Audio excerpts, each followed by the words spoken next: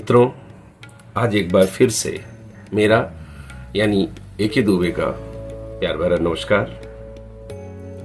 आज मैं आपको एक कहानी सुनाने वाला हूं। बड़ी प्यारी कहानी है, ध्यान से सुनिए और उसमें निहित अर्थ को समझने की कोशिश कीजिए। एक बड़ा प्रतापी राजा था जिसका यश दूर दूर तक फैला हुआ था। घोड़ों का एक चतुर व्यापारी आया। उसने राजा के सामने एक चुनौती प्रस्तुत की कि हे राजन, मेरे पास एक अद्भुत और जाबाज घोड़ा है। उस जैसे घोड़े की सानी का दूसरा कोई घोड़ा इस राज्य में नहीं होगा, कहीं नहीं होगा। उसकी एक शर्त है कि अगर इस राज्य का कोई भी जांबाज सिपाही उसकी पीठ पर काठी चढ़ा देता है तो वह घोड़ा मुफ्त में राजा को दे देगा। लेकिन अगर कोई ऐसा न कर सका तो फिर वो घोड़े का मुंह मांगी कीमत देगा। मैं राजा को यह चुनौती स्वीकार करना ही पड़ा। राजा के सबल सैनिकों ने, निपुण सेनापतियों ने पूरा प्रयास किया, लेकिन घोड़ा वाकई बहुत अद्भुत, बलशाली और बेजोड़ था। लेकिन जैसे ही उसके पास कोई जाता था काठी चढ़ाने के लिए, घोड़ा भड़क जाता था और वो सवार को हाथ नहीं लगाने देता था।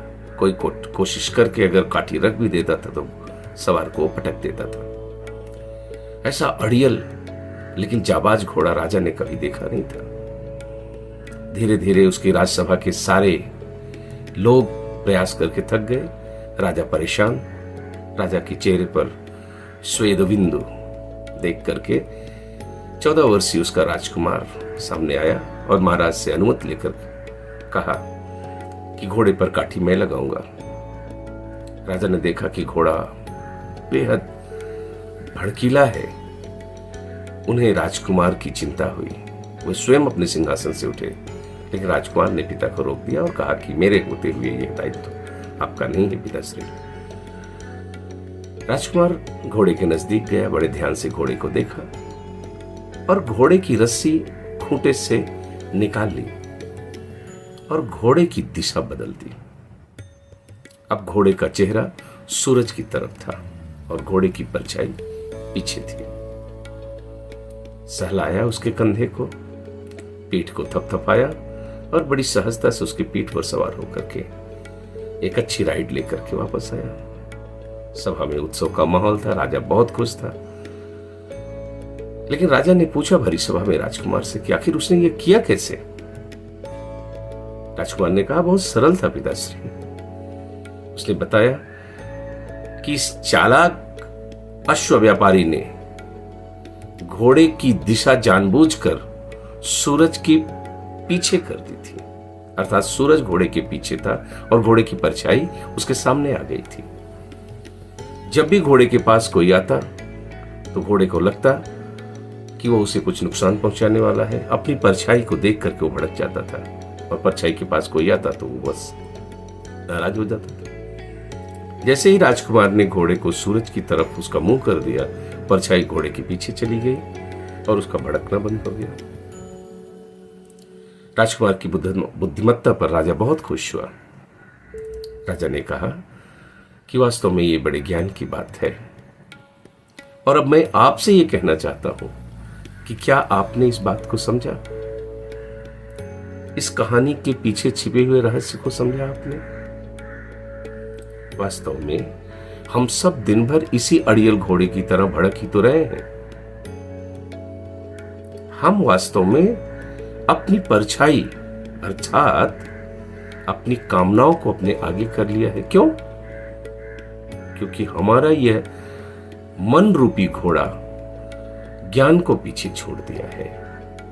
अब परछाई सामने होती है, जैसे कोई हमारी परछाई के नजदीक आता है हम भड़क जाते हैं। ये परछाइयां हमारी कामनाएं हैं। जब भी हमें लगता है कि हमारी कामनाएं कहीं बाधित हो रही हैं, उनमें कोई बाधा पहुंचाने वाला है, हम भड़क रहे हैं। पूरा जीवन ऐसे बीत जाता है। अब करना क्या है? अपने मन को ज्ञान सूर्य की तरफ करना है ताकि कामना रूपी परछाइयां पीछे हो जाए। साधारण सी बात है कि जब ज्ञान आगे रहेगा तो कामना पीछे चली जाएगी। लेकिन अगर ज्ञान कमजोर हुआ तो कामनाएं आगे आ जाएंगी और हमारा जीवन इसी में नष्ट हो जाएगा। हमें बड़े सहजता से, बड़ी सरलता से इस बात को समझना होगा कि हमारे मन के घोड़े को, मन रूपी चंचल घोड़े को बहुत ध्यान से साधना होगा।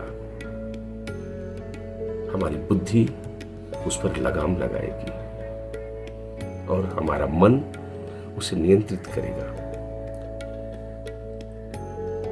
वास्तव में हमारी 5 इंद्रियां हमारे घोड़े हैं और यह शरीर रथ है और इस शरीर के माध्यम से यात्रा करने वाला रथी आत्मा है।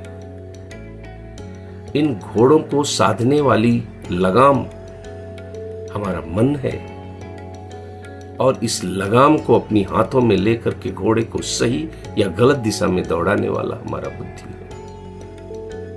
जब हमारी बुद्धि सूर्योन्मुखी अर्थात परमात्मा की तरफ होती है, ईश्वरोन्मुखी होती है, तो ईश्वर से मिले हुए वर्च्यूज, ईश्वर से मिला हुआ ज्ञान हमारी बुद्धि को परिमार्जित, परिष्कृत और सात्विक रखता है और तब हमारी बुद्धि इन घोड़ों के माध्यम से इस रथ को संसार के झाड़ झंखाड़ से दूर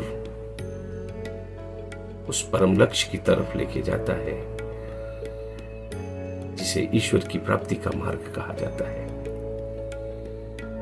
इसलिए हे मित्रों, ध्यान रखिए कि आप सदा ज्ञान में बने रहें, ईश्वर की तरफ आपकी दृष्टि हो, आपकी दिशा हो। परछाइयां पीछे रहेंगी, अर्थात आपके कर्मों का फल है परछाई, वो तो हमेशा आपके साथ रहेगी, उसको कोई अलग कर ही नहीं सकता है। हाँ, लेकिन ईश्वर को सामने रखने से ही काम होगा कि आपकी बुद्धि को बल मिलता रहेगा, वो शक्तिशाली होती रहेगी, आप में आत्मबल बना रहेगा और कर्म सुंदर होगा। जब कर्म सुंदर होगा तो जीवन में सुखद फल की प्राप्ति होगी ही। विचार कीजिए और कमेंट करके बताइए कि आपको ये विचार कैसा लगा। नमस्कार।